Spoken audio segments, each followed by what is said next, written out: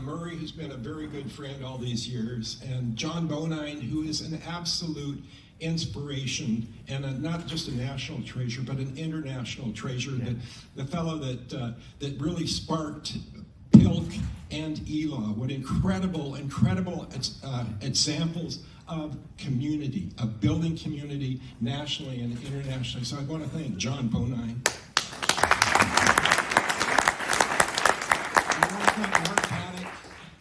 Former lawyer at EcoJustice and West Coast, who's always been a very true friend. And I want to thank mostly my wife, Marnie, who's just the inspiration of so many ideas. All my best ideas are actually Marnie's. And I want to thank my kids, Kathleen and Kristen and Nikki. I want to thank the Canadian Farm Workers Union that taught me how to struggle and how to win workers' compensation and health and safety regulations for farm workers. I want to thank ELAW, which is this incredible thing. ELAW is community in action. It's beloved community. I'm going to talk about the beloved community. ELAW is the beloved community. And it's one of the great joys of my life to come down to the ELAW conferences and get drunk and sing songs with the ELAW people. So let's hear it for ELAW. Woohoo!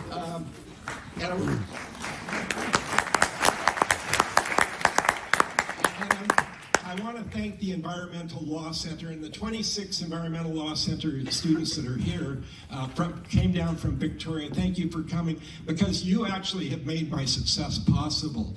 It's the team, it's the magic of taking law students who are looking for experience and putting them together with dedicated activists that are looking for some legal help. You put that together and it is magic.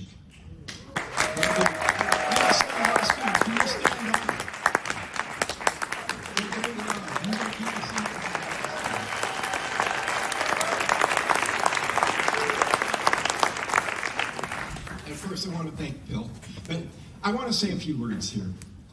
That I'm deeply honored to receive this award. And I just want to point out that when David Brower gave that first keynote speech in 1988, I was in the audience. And he was eloquently describing how he and Ansel Adams had invented basically the modern environmental campaign and talked about all those successes that John referred to. And at the end, of course, David Brower called us to arms, as he always did, ending with Goethe's words, "Whatever you can do or dream you can do," thank you, John, begin it. Boldness has genius, power, and magic in it. There's magic in you, he concluded. Let it out. So I went home to Victoria and I put those words on the wall above my computer. And then as I issued challenges to powerful governments and powerful corporations, I would be a bit trepidatious because I'm just a kid that grew up in a mobile home. And so what am I doing challenging an international company? But I would look at those words, and those words gave me courage. And I suggest to you that we all need courage today. In the state of the world, we need courage. And just the tip that having those words on the wall gave me, oh yeah, I can be bold, I can challenge these things. So that's what I got in 1988 from David Brower, was those words. So it's decades later, and I'm on the podium, and you sit where I once sat. And I will soon pass, but you will continue.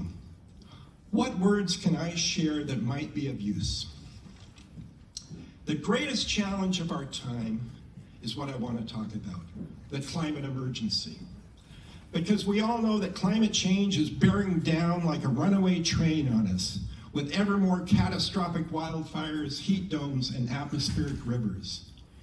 And the pressing question in all of our minds is, can we turn this around? And realistically, it looks very grim. But there is still hope. You can still just imagine a path where we can slash greenhouse gases. We might have a few rough decades. And then 100 years from now, 200 years from now, our grandchildren or great-great-grandchildren could inherit a safe climate. Perhaps they could even inherit a better climate future than we have. We must cling to that hope. And most important, We cannot surrender to climate fear. A lot of people are surrendering. But pessimism is a luxury we cannot afford. The stakes are too high for despair. Somehow, we must find courage to face the fear and move to action. Like the people of London who faced the apocalyptic World War II blitz. Like the people of the Ukraine today. And like the heroic lawyer Alexei Navalny, we too must somehow find the courage within us. Your generation confronts Plato's existential question. How then shall we live? How do we live a meaningful life in a world that is shadowed by fear? The startling fact is that you actually have a unique opportunity to lead lives of great purpose. For there can be no greater meaning in life than to work together to save the future of the human race.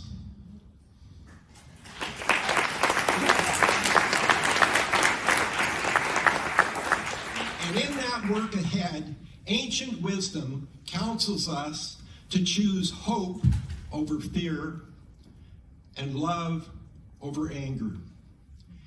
Indeed, pragmatism demands that we be guided first by love, because love frees us and opens up solutions, creative solutions. A famous Vermont environmentalist put it very well. On her 100th birthday, she was asked, "What advice can you give to the young?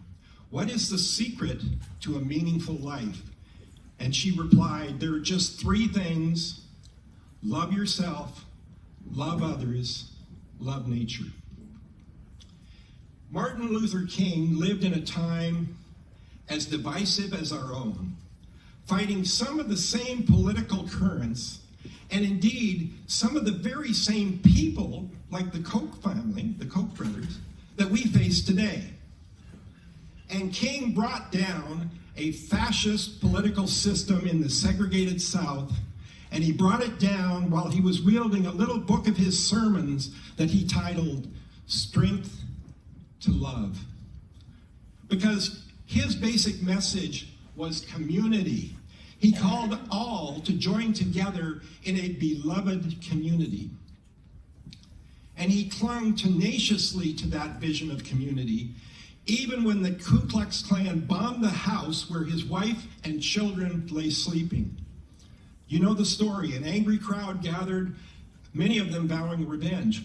A black man threatened a policeman with a gun, others brandished broken bottles.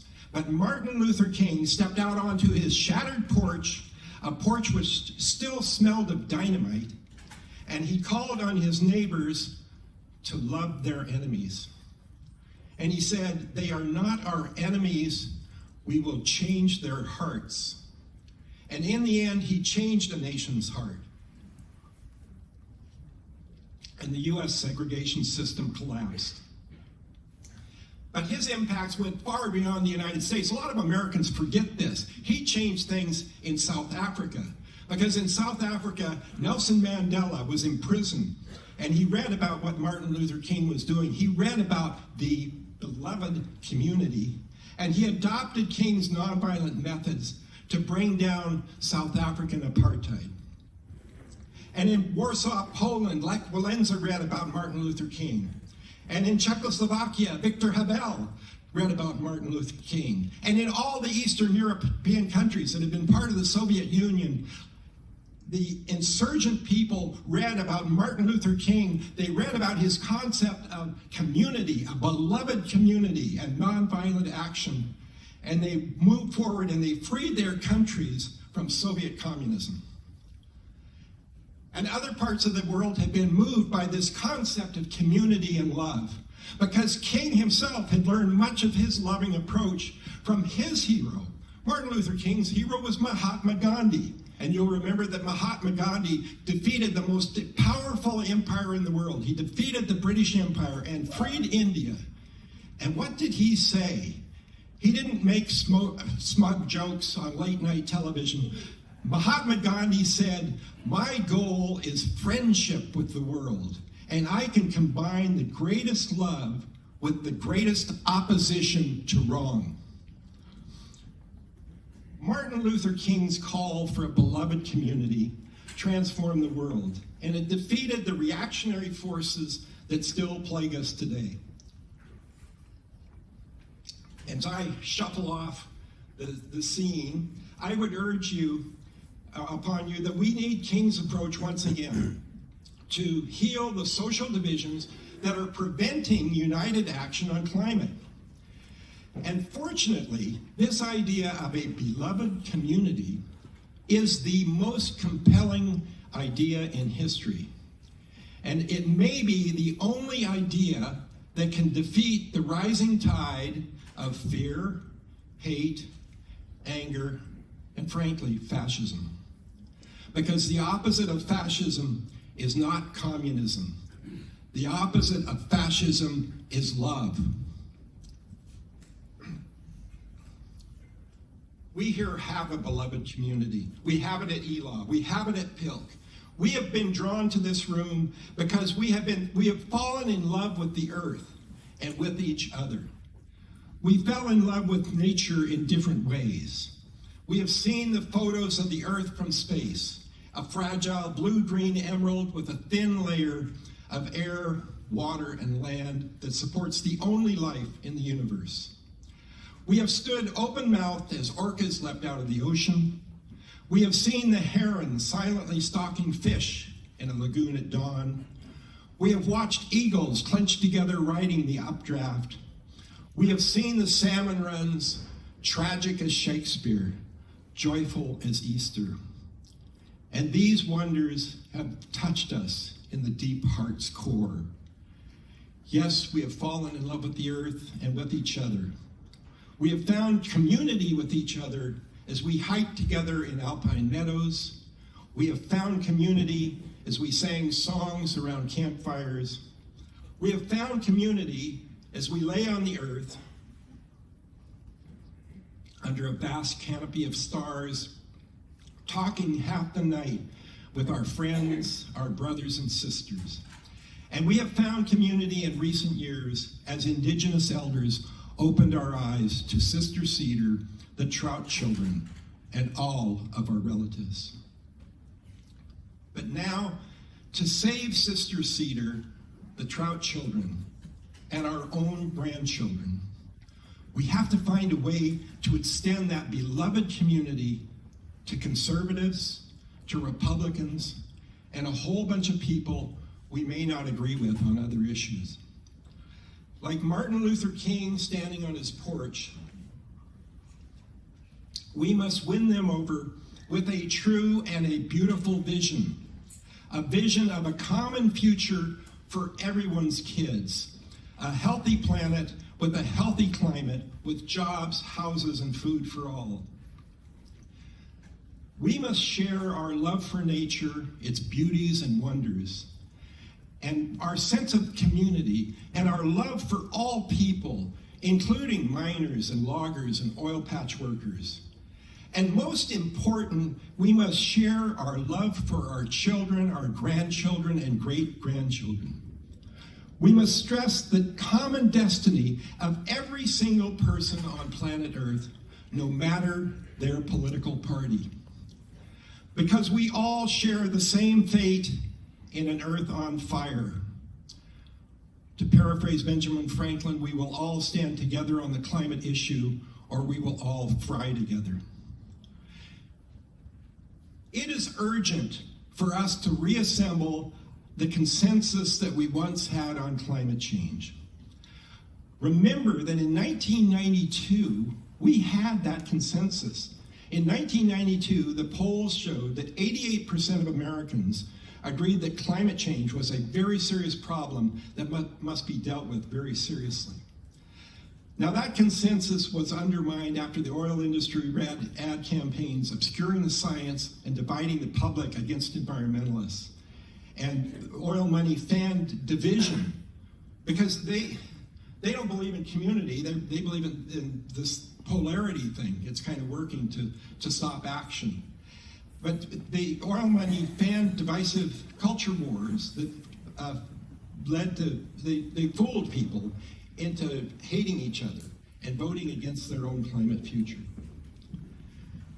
But the important thing is here that the only thing more powerful than misinformation, anger, and fear that drive today's anti-climate movement, the only thing more powerful than that is the power of love.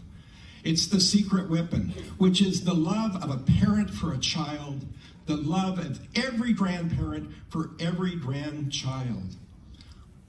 Our essential message must be to appeal to that inborn compassion for children, because caring for children is in our DNA. It's in human DNA to love your children, to keep the race going.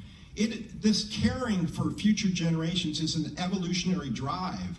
It's a natural selection imperative. It's a powerful biological force. And that is a force that can save the world. Love for grandchildren can trigger what the world has been missing, the true empathy for the children who are going to inherit the earth in the year 2100.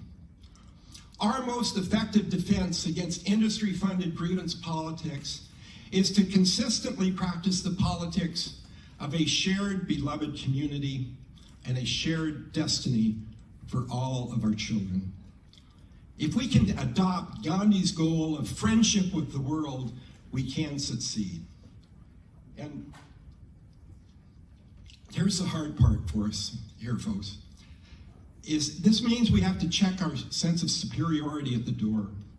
And we need to abandon cynicism and judgmental criticism, finger-pointing and intolerance. As we invite all people to work together, it doesn't help if we're making smug jokes about working-class people. Making fun of people that oppose us on policy can be deeply counterproductive and can turn potential allies into adversaries. The simple fact is that we're all in the same boat, all on the same earth, all just human beings.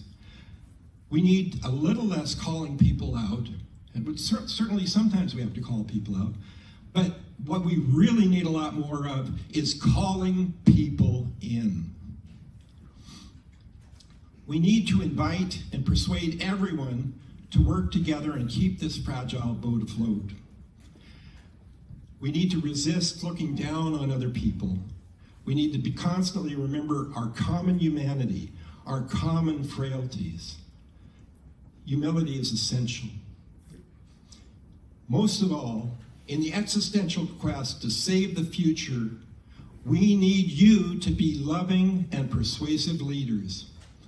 Nature not only needs you to give voice to the river and to the forest, to speak for the grizzly, the marmot, the caribou, and the falcon. You must also speak for every child and for every human heart, whether they be Republican, Democrat, or whatever. Every human heart that loves a grandchild. All of you, law students, lawyers, activists, and leaders, you now have a grand opportunity to work together in community to save the natural world. And no life can be more meaningful, more full of purpose, more satisfying than to work to save our earth in this time of its greatest peril. Indeed, if we can reach out to the broader community with a positive message, I believe humanity has a shot. And if we fail, it will be tragic. Yet still, we will have had moments of beauty, moments of loving each other, and of building community. And we will have had a noble quest more consequential than Star Wars. At the very least, we will have led lives of purpose. On the other hand, if we succeed, we will be heroes to coming generations they will proclaim that this was our finest hour. And a future Shakespeare may write of our beloved community and write, "This story shall every good parent teach their child, and Crispian shall ne'er go by, from this day to the ending of the world, but we in it shall be remembered, we few, we happy few, we band of brothers and sisters. Now that would be a life worth living. In conclusion, I wish you well in your mission to save Mother Earth and all of the children to come. And as David Brower admonished me in 1988 when I sat where you sit, I just leave you with those words once more. Go forth, whatever you can do or dream you can do, begin it. Boldness has genius, power, and magic in it. There is magic in you. Let it out.